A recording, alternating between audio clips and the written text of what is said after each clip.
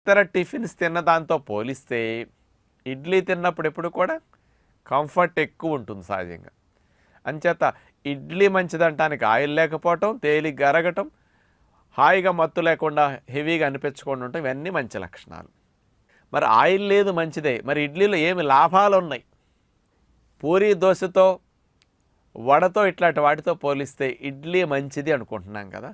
ఈ మంచిది ఎలాంటిది అంటే నేనేమంటానంటే, కాఫీతో పోలిస్తే టీ మంచిది, మాంసంతో పోలిస్తే చేప మంచిది, పంచదారతో పోలిస్తే బెల్లం మంచిది, విస్కీతో పోలిస్తే బీరు మంచిది.